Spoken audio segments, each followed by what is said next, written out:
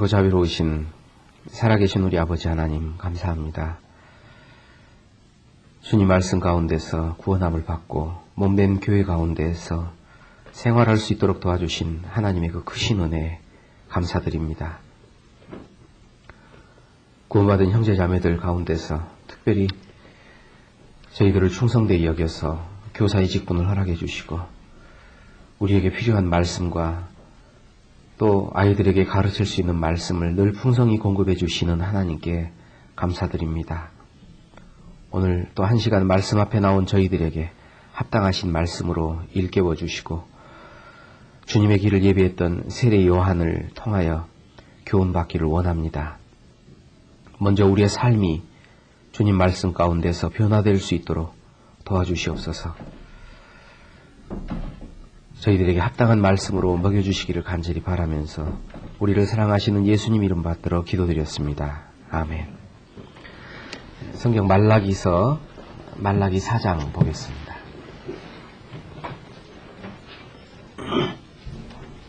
말라기 4장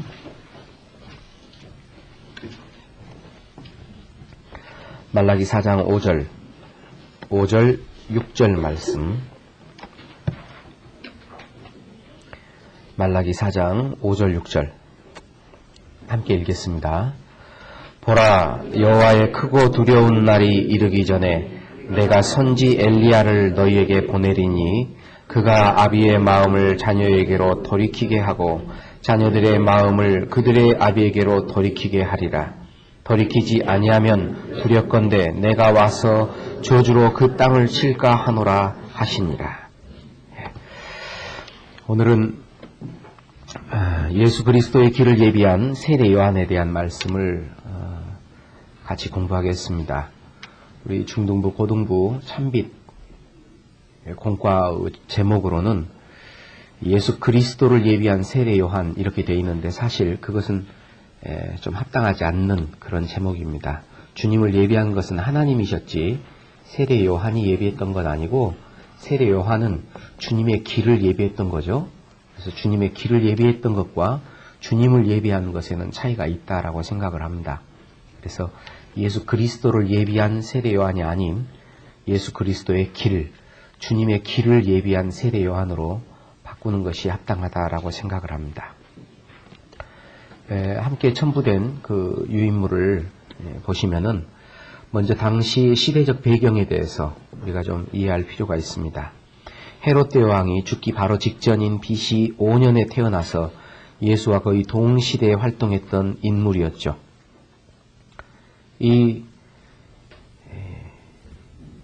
세례 요한이 활동하기 시작하던 때 유대는 로마의 식민지 통치하에서 종교적으로 매우 심한 몸살을 앓고 있었고 때문에 백성들은 자신들을 정치적으로 로마의 압제에서 해방시켜줄 메시아를 기다리고 있었습니다. 이런 때 영적으로 침체된 이스라엘 백성들의 분위기를 일깨우며 회개를 선포한 세례 요한은 단번에 온 백성의 주목을 받게 됩니다. 그래서 세례 요한에게 많은 사람들이 세례를 받으러 왔던 그런 것들을 성경은 기록하고 있습니다. 그 온 백성의 주목을 받았던 세례 요한은 그 사람들 앞에서 주님을 증거하는 아주 막대한 임무를 하게 합니다.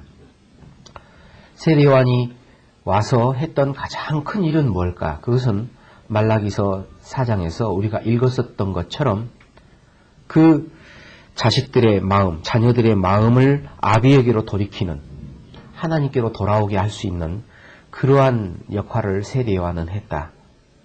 주님을 증거했던, 직접 증거했던 아주 중요한 인물이었다라는 것을 우리는 잘 알고 있습니다. 요한의 일생을 보시면은 요한은 히브리 명으로 요하난이라는 말의 헬라어로 요한이라고 얘기를 합니다. 여호와는 은혜로우시다라는 뜻을 가지고 있죠. 하나님의 약속으로 기적같이 태어났던 아이다. 엘리사벳도 정말 애를 낳을 수 없는 그런 입장이었는데 애를 낳게 됐습니다. 또 그 아비가 그것을 믿지 않았던 탓에 벙어리가 돼버렸던 그런 기적도, 그리고 천사들이 나타나서 미리 예언했던 것도 성경에는 기록이 돼 있죠. 그래서 모태에서부터 택정받았던 그런 사람으로서 우리는 요한을 알고 있습니다. 또 세례 요한은 모태에서부터 예수님을 알고 기뻐했던 사람이죠. 뱃속에서 뛰놀았던 것이 성경에는 기록이 되어 있습니다. 예수님보다 6개월 먼저 태어났고 그는 유대 광야에서 거주했었습니다. 하나님께 쓰임받았던 그가 성전에 있다든가 또는 회당에서 함께 있지 않고 유대 광야에 있었던 것도 우리에게 큰 여러 가지 교훈을 줄 수 있다라고 생각을 합니다. 당시에 그 부패하고 타락했던 종교인들과 함께하지 않았고 왕궁에도 함께하지 않았고 그리고 광야에 거했던 세례 요한 그리고 직접 예수님께 세례를 베풀었죠. 어떤 사람들은 예수님이 세례 요한에게 세례를 받을 때 우리의 죄가 예수님에게 옮겨졌다라고 얘기하는데 그것도 성경에는 전혀 근거가 없는 일입니다. 세례 요한 자기 스스로가 말할 때 나도 그가 메시아인 줄을 알지 못했다. 그러나 그 위에 성령이 비둘기처럼 임하는 것을 보고 비로소 그인 줄 알았다라고 얘기하고 있죠.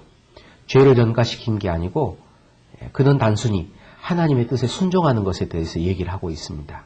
예수님이 세례 요한이 세례 주기를 거부할 때 이같이 행하는 것이 마땅하다, 말씀을 이룬다라는 말씀을 하시죠.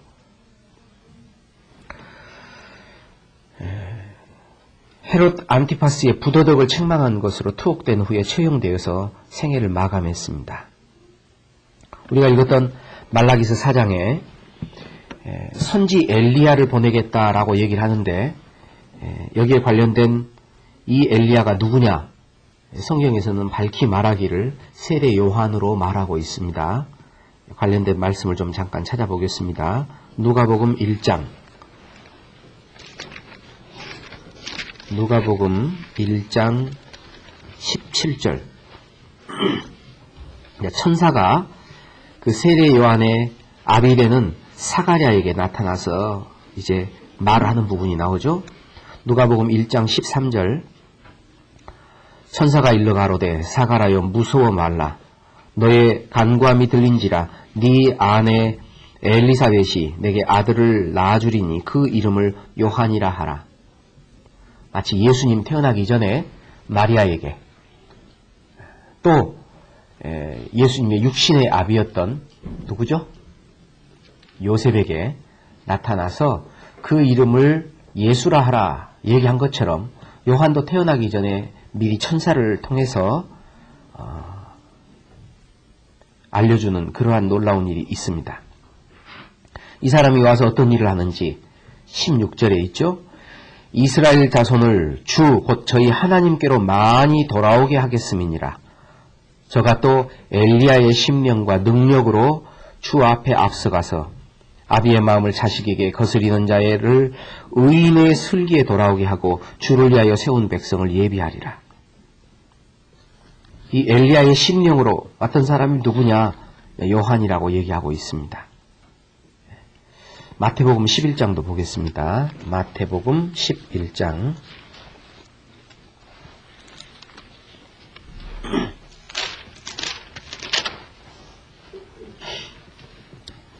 마태복음 11장 7절 7절 저희가 떠나매 예수께서 무리에게 요한에 대하여 말씀하시되 너희가 무엇을 보려고 광야에 나갔더냐? 바람에 흔들리는 갈대냐? 그러면 너희가 무엇을 보려고 나갔더냐? 부드러운 옷 입은 사람이냐? 부드러운 옷을 입은 사람들은 왕궁에 있느니라. 그러면 너희가 어찌하여 나갔더냐? 선지자를 보러더냐? 옳다. 내가 너희에게 이르노니 선지자보다도 나은 자니라. 기록된 바 보라 내가 내 사자를 네 앞에 보내노니 저가 네 길을 네 앞에 예비하리라 하신 것이 이 사람에 대한 말씀이니라. 내가 진실로 너희에게 말하노니 여자가 낳은 자 중에 세례 요한보다 큰 이가 일어남이 없도다. 그러나 천국에서는 극히 작은 자라도 저보다 크니라. 세례 요한의 때부터 지금까지 천국은 침노를 당하나니 침노하는 자는 빼앗느니라. 모든 선지자와 및 율법에 예언한 것이 요한까지니 14절 같이 읽죠. 만일 너희가 즐겨 받을진대 오리라 한 엘리야가 곧 이 사람이니라. 예수님께서 직접 세례 요한을 설명하고 있습니다. 이 사람이 선지자보다 나은 자다. 그리고 이 사람은 내 길을 예비하는 사람이다. 그리고 이 사람이 오리라고 구약에 예언했던 그 엘리야가 바로 이 요한이라는 것을 주님은 직접 우리에게 말씀해 주셨습니다. 이 세례 요한, 예수님께서 직접 수차례 걸쳐서 증거를 했지만 그들이 그 말을 듣고도 깨닫지 못하다가 이제 결국 깨닫게 됐죠. 이 요한이 우리에게 교훈하는 바는 참 많은데 요한의 성품을 보면은 당시 물질을 탐하던 종교인들과는 종교 지도자들과는 굉장히 다른 그런 삶을 살았습니다. 약대 털옷을 입고 그리고 광야에 거하면서 메뚜기와 석청을 먹었던 것을 보면은 굉장히 강직하고 검소한 사람이었다는 것을 알 수 있죠. 회개의 촉구와 더불어서 세례를 베푼 것을 보아서 자기의 소명을 직시하고 그 소명에 투철했던 사람이라는 것을 알 수 있고 예수님을 증거하면서 자신은 예수님의 신들매를 풀기에도 감당치 못하겠노라고 말할 수 있을 만큼 자기는 겸손한 사람이었습니다. 비록 상대가 왕일지라도 그의 불의한 행동에 대해서 단호히 책망할 정도로 아주 담대하고 의로운 사람이었고 심지어는 그 악한 왕인 헤롯이 그의 책망을 두려워하고 그를 책망하는 그 책망을 가만히 듣고 있을 수밖에 없을 만큼 그의 생활은 의롭고 백성들의 귀감이 되었던 많은 백성들이 요한을 따랐던 그런 사람이었다라는 것을 알 수 있습니다. 그런데 이제 오늘 우리가 주로 좀 같이 말씀을 공부할 부분은 첫째, 예수님의 길을 예비했던 많은 사람들에게 주님을 증거했던 요한. 이 요한은 우리 또한 그래야 된다라는 거죠. 우리 아이들을 주님 앞으로 인도해야 되는 책임을 우리는 갖고 있습니다. 과연 나는 교사로서 우리 아이들을 주님 앞으로 올바르게 인도하고 있는지, 주님 앞에, 아이들 앞에서 주님이 어떤 분이라는 것을 밝히 증거하고 있는지, 우리 자신의 영광이 아닌 주님의 영광만을 구하고 있는지, 가끔 교사들이 영광을 차지하기도 해요. 주님보다 자기를 더 드러내려고 하는, 그리고 때로는 주님 말씀이 아닌 자기 말로 교훈을 가르치기도 합니다. 근데 그건 합당치 않죠. 오직 주님의 말씀만을 우리는 전해야 되고, 그리고 오직 주님의 영광만을 드러내야 되는데 우리가 가끔 그러지 못할 때가 있습니다. 그리고 참으로 회개함을 가르쳐야 됩니다. 구원받은 그리스도인들도 주님 앞에서 계속해서 회개하는 삶이 있어야 되는데 그 회개하는 삶이 이루어지지 않을 때 우리의 마음은 무뎌지고 죄와 가까워질 수밖에 없다라고 생각을 합니다. 하나님 앞에 나오는 그 사람들에게 세례 요한은 굉장히 어려운 얘기를, 힘든 얘기를 하죠. 임박한 진노를 피하기 위해서 오는 그들을 착하다라고 얘기하지 않고요. 그들에 대해서 저주를 내립니다. 왜냐하면 그들은 실제로 참다운 회개가 없기 때문에. 그래서 그 나눠드린 그 유인물 가운데서 이제 교훈 부분을 좀 보겠습니다. 교훈. 첫 번째 교훈. 순결한 삶의 증거. 거기 기록된 누가복음 3장 7절부터 17절 가운데서 요한이 침례받으러 나오는 무리에게 이르되 독사의 자식들아 누가 너희를 가르쳐 장차 올 진노를 피하라 하더냐. 그러므로 회개에 합당한 열매를 맺고 라고 얘기를 합니다. 참다운 회개가 뭔지, 입술로만 끝나는 건 아니다라는 거예요. 참다운 회개는 입술의 고백으로 끝나는 것이 아니라 그것에 합당한 열매를 맺는 삶이 수반되어야 한다라는 겁니다. 그래서 그 부분하고 마지막 6절에 회개를 선포함이라는 그 부분을 같이 묶어서 정리를 해놓은 게 제일 마지막에 있습니다. 죄사함을 얻게 하는 성령 세례에 앞서 반드시 행해져야만 하는 것이 회개, 곧 요한의 세례이다. 말씀을 들을 때면 구원을 받고 싶다고 하며 상담을 하기도 하지만 돌아서면 곧바로 죄악 중에 빠져들며 천국과 세상을 동시에 소유하려는 사람들을 가끔 접하게 된다. 우리는 그들에게 확실한 죄를 깨닫게 해야 하며 적당히 대충 그들의 죄를 지적해서는 안 된다는 것.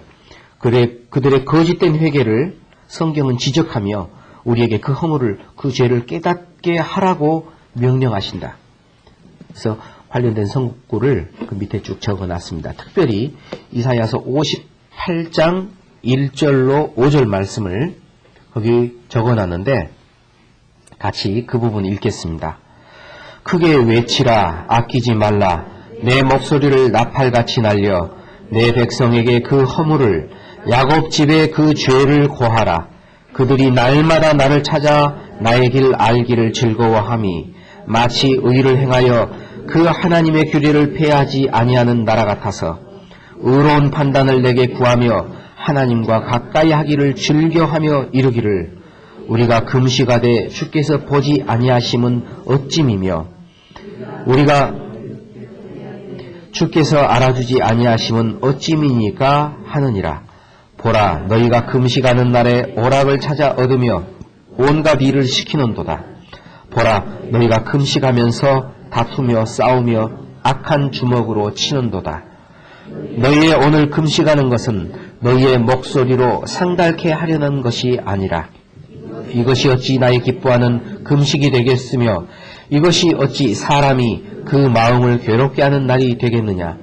그 머리를 갈대같이 숙이고 굵은 배와 재를 펴는 것을 어찌 금식이라 하겠으며 여호와께 연락될 날이라 하겠느냐. 외적으로만 금식하는 모양을 가지고 있는, 금식하는 날에 다투며 싸우며 악한 주먹을 치고 오락을 하고 있는 그 거짓된 형식에 치우친 모습을 이사야 선지자는 잘못된 것으로 우리에게 말하고 있습니다. 1절에는 특별히 크게 외치라 아끼지 말라 네 목소리를 나팔같이 날려서 그 허물을 그 죄를 고하라. 나팔같이 날리라. 크게 외치라. 죄악된 것을 막 크게 다 알 수 있도록 얘기하라는 겁니다. 가끔은 선생님들 가운데서 사랑은 허다한 허물을 덮는다고 덮어주고 용납해주고 용서해주고 물론 그러죠. 그러나 개인적인 인간적인 자기에게 관련된 부분은 우리가 얼마든지 덮어주고 용납해주고 얼마든지 받아줘야 됩니다. 그러나 하나님께 관련된 잘못된 것은 그 죄를 고해야 됩니다. 하나님께 대한 범죄를 덮어주고 용납하고 받아주라는 건 아니에요. 믿음이 연약한 자를 받되 그 의심하는 바를 비판하지 말라고 하죠. 내 자신에게 대해서 누가 어떤 허물이 있을 때 그건 감싸주고 덮어주는 게 당연합니다. 그러나 하나님 앞에 범죄하는 것을 그걸 덮어주라는 얘기는 아니거든요. 그거는 날카롭게 지적을 해줘야 됩니다. 그게 사랑이기 때문에. 우리 학생들을 가르치는 선생님들이 학생들이 잘못된 행동을 하고 하나님 말씀에 합당치 않은 것을 하는데 그걸 덮어주고 감싸준다면은 그건 그 아이들을 망치는 일입니다. 그건 절대 그렇게 얘기하면 안 되죠. 악한 것은 항상 악하다고 얘기를 해야 됩니다. 하나님 말씀이 이렇다. 그리고 합당한 회개를 할 수 있도록 말을 해야 됩니다.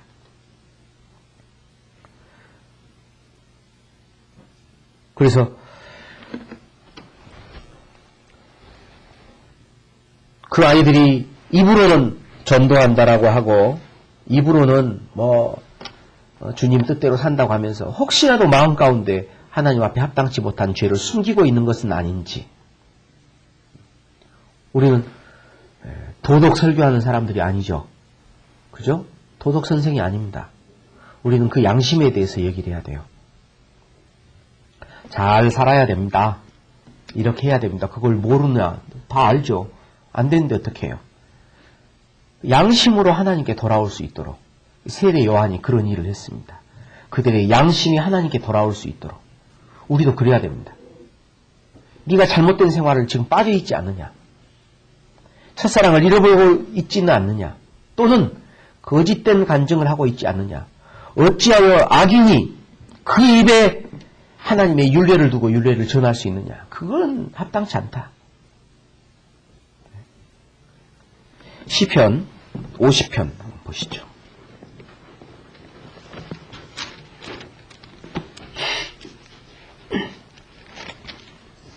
시편 50편 16절. 악인에게는 하나님이 이르시되 네가 어찌 내 율례를 전하며 내 언약을 내 입에 두느냐? 네가 교훈을 미워하고 내 말을 네 뒤로 던지며 도적을 번즉 연합하고 간음하는 자와 동료가 되며. 이것은 하나님의 율례를 전하고 내 언약을, 구원을 얻었다 하는 하나님의 언약을 네 입에 두느냐라는 얘기를 하고 있습니다. 그런데 그 사람들이 하나님의 말씀을 전파한다고 하고, 그리고 하나님의 언약, 죄를 기억지 아니하리라 라는 그런 언약을 자기 입에 두고 있으면서 실제로 살아가는 삶은 뭐냐? 교훈을 미워한다. 내 말을 네 뒤로 던진다. 도적을 번즉 연합하고 간음하는 자와 동료가 된다. 생활은 전혀 아니죠. 그런 거짓된 것을 드러내야 된다라는 거예요. 악한 재판장이 어찌 주와 교제하리까? 교제할 수 없습니다. 시편 94편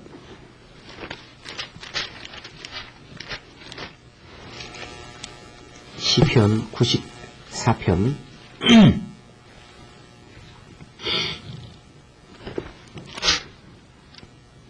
20절 94편 20절 같이 읽겠습니다. 율례를 빙자하고 자네를 도모하는 악한 재판장이 어찌 주와 교제하리까? 율례를 빙자하고 주님 말씀을 이용하죠. 자네를 도모하는 악한 재판장이 어찌 주와 교제하리까? 만약에 그런다면은 교회를 나와도 주님과 교제는 못할 거예요. 우리가 잘 아는 말씀처럼 요한 1서에 주와 사귐이 있으려면은 어두운 가운데 거하지 않아야 됩니다. 어두운 가운데 있으면 주와 사귐이 있을 수가 없죠. 어때요? 그 어둠의 일을 벗어버려야 됩니다. 입으로는 하나님을 시인하지만 행위로 부인한 것은 하나님 볼 때 정말 가증한 겁니다. 선생님들이 그걸 우리 스스로가 먼저 혹시 나에게 그런 모습이 있지는 않는가 돌아보고, 그리고 학생들에게 그런 모습이 있다면 그건 바꿔줘야 됩니다. 반드시 나팔처럼 고해서 너 이거 잘못됐다. 엽기에 있는 것처럼 그는 비록 악을 달게 여겨 혀 밑에 감추이고 아껴서 버리지 아니할지라도, 여기 20장에 나오죠? 버려야 됩니다. 퇴. 교제나 간증할 때는 주님 뜻대로 살고 싶은데 막 그렇게 못 살아요. 육신이 연약해서요. 거짓말입니다. 그러니까 말씀을 60번, 70번 듣고도 구원 못 받은 사람들이 있어요. 상담할 때 그런 사람들 나오면은 저는 꼭 이사야서 58장 말씀으로 교제를 합니다. 자기가 실제로 그렇게 구원을 받고 싶고 자기의 죄악된 것을 깨달았다면은 뭔가 그런 마음에 있는 것을 실제로 행해 보여야죠.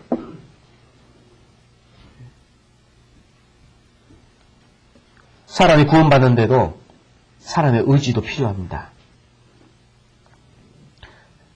이 세상과 천국을 같이 소유할 수는 없거든요. 죄악된 세상에서 악을 짓기도 좋아해요. 그리고 천국도 가고 싶어요. 두 마음을 가지고 있습니다. 어떻게 구원받겠어요? 금방 상담할 때는 구원받겠습니다. 다음 주부터 말씀도 드릴게요. 하고 내려가면 곧바로 술 마시고 못된 짓 하고 돌아다녀요. 그럼 어떻게 구원받겠어요? 그러니까 구원을 못 받는 거예요.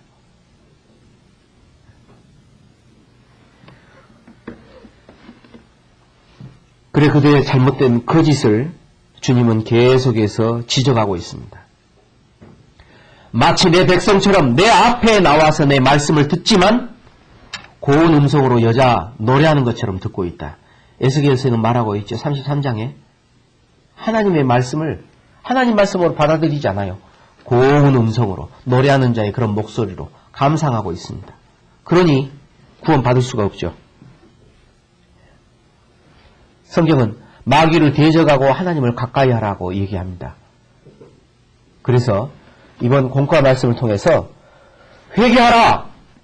세례 요한이 외쳤던 것처럼 구원받지 못한 사람도 구원을 얻기 위해서 단 한 번의 회개가 있어야 됩니다. 그러나 구원받은 후에 구원받은 그리스도인들의 회개는 매일매일 날마다 있어야 되는데 회개치 않는 그런 마음이 있다면 그건 돌이켜야 됩니다.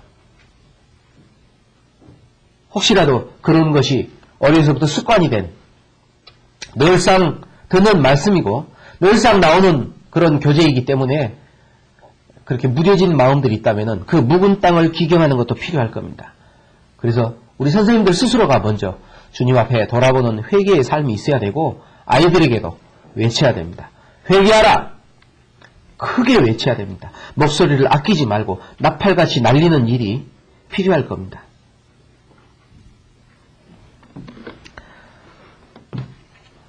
그리고 교훈 가운데서 다섯 번째, 지나치게 의로운 자가 되지 말라라는 부분을 잠깐 한번 보겠습니다. 세례 요한의 죽음은 참으로 허망합니다. 그의 죽음은 주를 증거하는 일로 인하여 죽은 것이 아닌 왕의 허물과 죄악을 들추어내어 죽음을 자초하게 됩니다. 거기에 기록된 전도서 7장 16절 같이 읽겠습니다.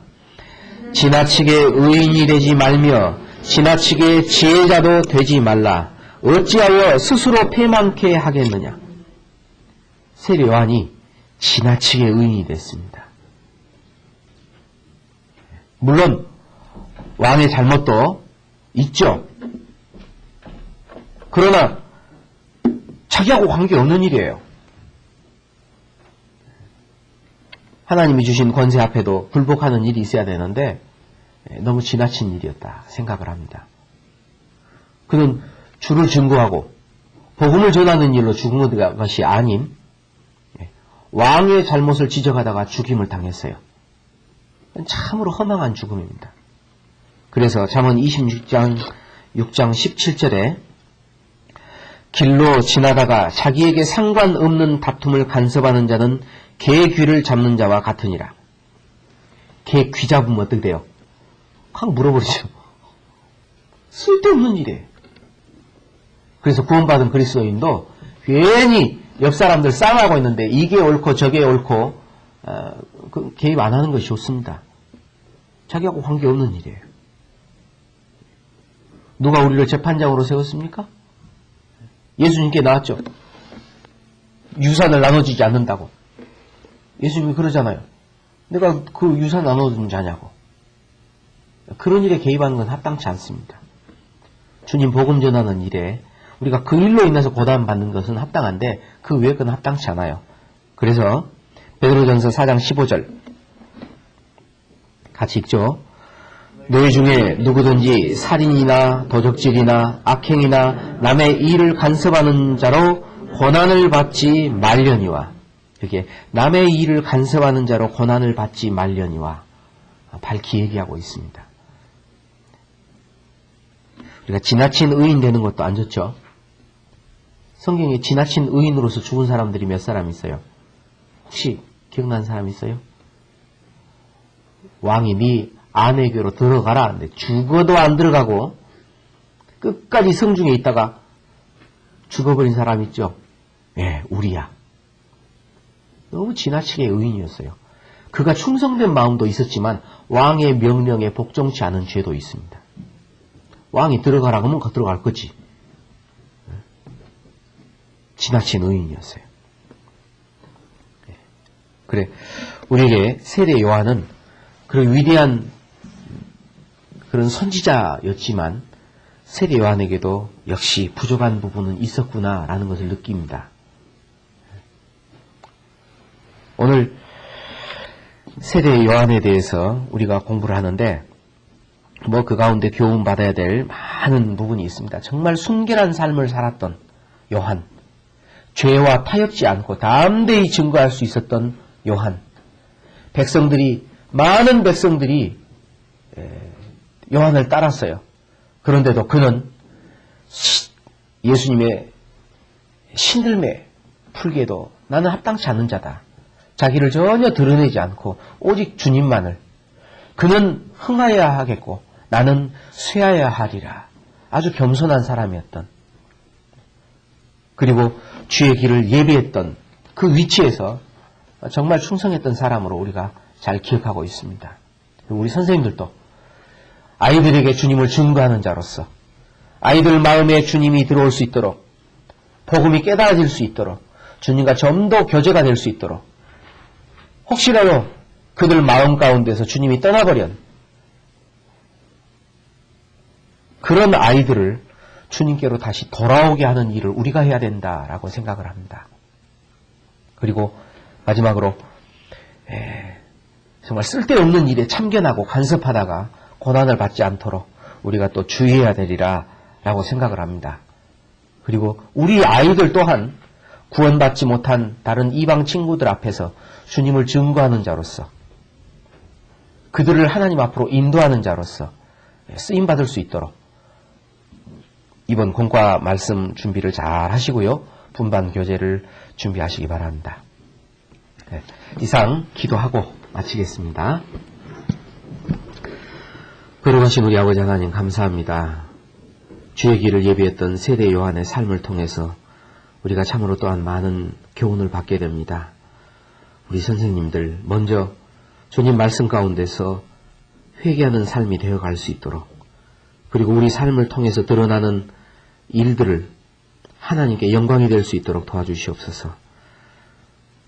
우리 선생님들의 그 삶을 더욱더 거룩하게 변화시켜 주시고, 우리 선생님들을 입을 통하여 증거되는 주님의 말씀이 힘있게 역사하여 그 말씀을 듣는 우리 학생들이 또한 주님 앞에서 회개하는 자들이 될 수 있도록 변화시켜 주시옵소서.